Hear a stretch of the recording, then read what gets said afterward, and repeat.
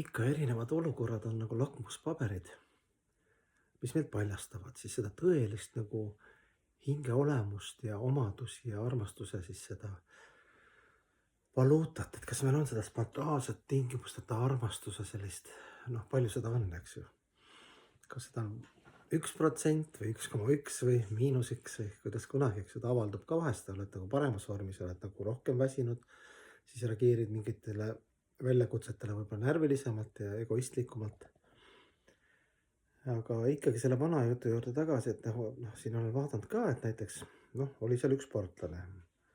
üliandekas ühel spordialal ja hästi pikka aega ja teda kõik nagu ülistavad.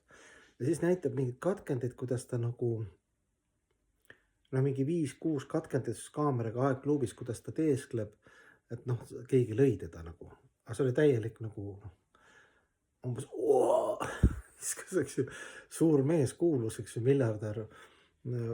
sportlane hea tulemustega, eks ju, sa näed kohe ära, eks ju, et see lakmuspaber, eks ju, et ta võib olla andekas jälle, me oleme sellest rääkinud, eks ju, mingil alal, aga see nihverdamine ja valetamine, näed, ikka lööb välja, eks ju, ekstreemolukordades või siis seal näiteks on seal, vaata tennisemängijad, eks ju, ikka vaata, lähevad närvi, vaata see on närvipinge ja professionaalsed tennisemängijad ja siis kuidas sa näed nende tennisemängijate seas, andekus võib olla erinev, mõnel võib-olla seal parem või halvem, eks ju, mõni number 1, number 2, 3, aga sa vaatad nende seas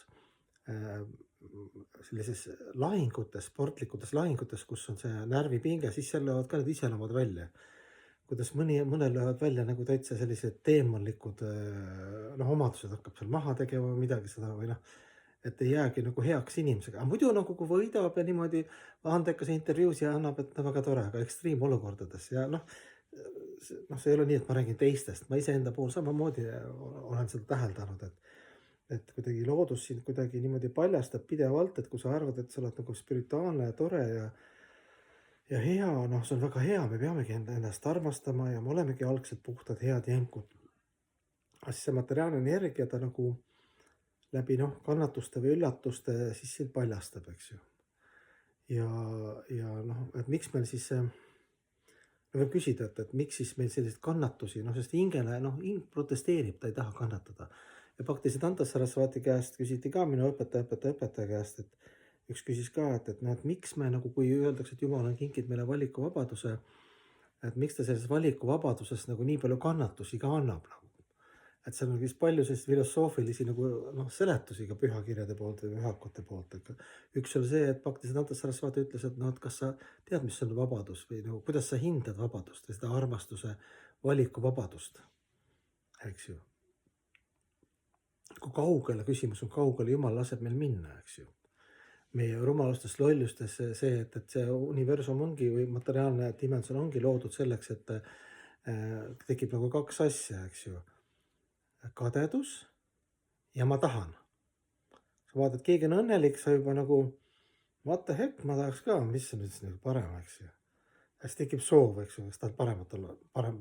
paremaks saada, eks ju. Vaimne dimensioon, öeldakse, seal kirjutatakse näiteks Krishna-loka kõige kõrgem planeet juba vaimne reaalsus, eks ju, ma eriti tea sellest midagi, aga veedad kirjeldavad siis, eks ju, et mis see Jumala kuningriik ja väga täpselt, suhteliselt täpselt meiesuguste keeles, nii palju kui võimalik, et seal näiteks need manžaarid, kes on nagu Krishna, karjatüdrukud, väiksed karjatüdrukud, neil on nagu ainuke mentaliteet on, et mida ma saan teha, ma ei mäleta, kuidas see sanskriti keeles oli päris huvitav fraas, nagu lühike fraas, et lihtsalt karjata, mida ma saan teha nagu teie heaks või Jumala jaoks või. Ja kogu aeg nagu see mentaliteet, aga meil on siis kaks mentaliteeti, et what the heck, et sellel läheb paremini, eks ju, naabril, eks ju. Ja siis tekib soov, ma tahan olla mina tahan olla maailma napa. Aga see on vana jutt, seda ma olen palju rääkinud, eks ju. Et eks see selle ümber käibki see teemonlik ja jumalik, eks ju, ongi see, et inimesel on need mõlemad pooled, see kurat istub ühe peale, ingel teise poole, siis see vana indiaalaste värk, et võidab see koer või hunt sinu sees, keda sa rohkem toidad, eks ju. See kultuur, eks ju, kultuur on hästi enesekeskne, mina mulle minu kehaline, ekspluateeriv, eks ju, ja meeleline, et me oleme need meeled ja kehad, et siis sa toidad neid koeri ja siis sa oledki selle konksu otsas ja siis see kultuur ja materiaalne energia pakub sulle narkotsi, noh, võid seal ka vägivalda kasutada, noh, mis iganes on seal mingid, noh, muidugi pärast vastutad karma mõttes, eks ju, noh, kuna siin on, eks ju, nokk kinni, saba lahti seadus, eks ju, hea ja halb karma, energiahävuse seadus, et igale asjale tuleb reaktsioon. Kas sa näed seda või ei näe või tahad uskuda või ei taha või võib-olla sul on mugavam uskuda, meil on mugav uskuda, et kõik on selline suur suvaline kaos, et ühele veab loteriiga, teisele vead, see nagu loodus kuidagi nagu suvalised. Pole nagu mingid seosed, eks ju, aga noh, kahjuks pühakirjad ja pühakud nagu need seosed meil seletavad kõik lahti robustselt maakeeles, noh, enam-vähem, et ma saaksin need peensusi, noh, selleks on vaja areneda, isegi kui sa räägid hingest, siis tegelikult ütleme, et vastuseid saada oma küsimustele, sa pead ka jõudma kuhugi, noh, vaimsed asjad nagu üldse, kas oma alandlikkuses, oma tänulikkuses, oma hügieenias, oma mõistushügieenias, omadustes kuhugi maani, et saada mingile küsimusele vastus. sul tekkida väga kõrge küsimus, eks ju, mis on õige ja tore, peamegi küsima, see on ka selline öeldakse, et intellektuaalne sport, eks ju, et intellektuaalil on vaja, eks ju, inimesele üldiselt, eks ju, tal on vaja rahuldust, eks ju, uudishimule. Aga siis sa saad mingi hetk aru, et vaimsetel asjadel on ka nagu hind, eks ju, et mingit vastust saada või teadvustada, sa pead ise ka kuhugi maani jõudma ja kui me räägime hingest, et mis see siin hing, et seal veedades öeldakse 1000 juuksekarvast, antimateriaalne, 5 praanat hoiavad teda siin, see, mis kehas laiali on, see on teadvus. Punased verelibled viivad teadvust laiali, et sa tunned varba otsa, näpu otsa, eks ju, närvisüsteem. Ja neid hingesi on, eks ju, 8 400 000 eluvormi meie päiksüsteemis, et hinged on kõik, siis on tõusev ja langev tsüklid, eks ju, kuidas siis hing noh, jõuab kõrgematesse, madalamatesse vormidesse, siis inimvormis on võimalik küsida, et what's the point, surmasel tsüklist põhimõtteliselt välja saada, eks ju. Aga tegelikult noh, kuna hing on antimateriaalne, isegi tänapäeva teadlased, nad ei saa inimese kehast aru, selle ajusi veel kogu aeg noh,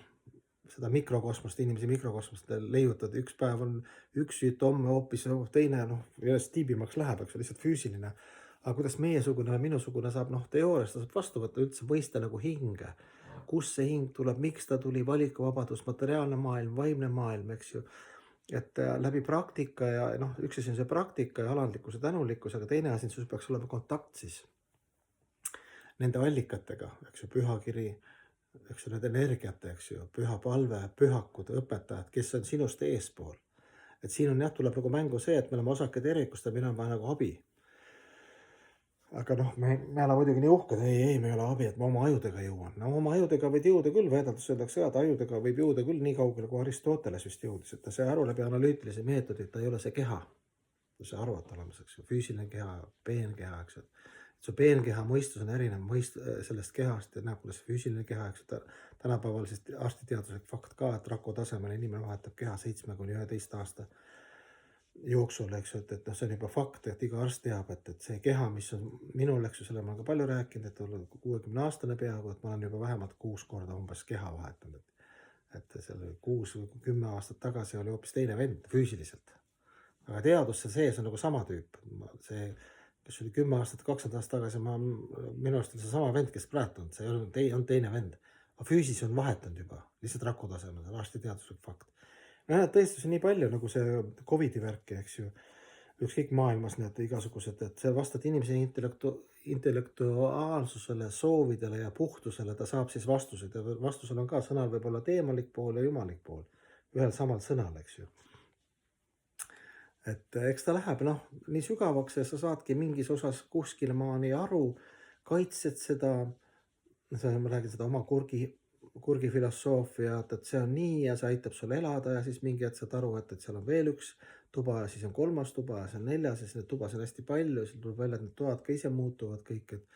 elu on ise dünaamiline, pidevalt muutuv, eks ju, et Jumal on niimoodi loonud, et need raasad ja maitsed ja emotsioonid ja kehad ja elusolendid, et see kogu aeg see virvarr on noh, käsitlematu antšintia.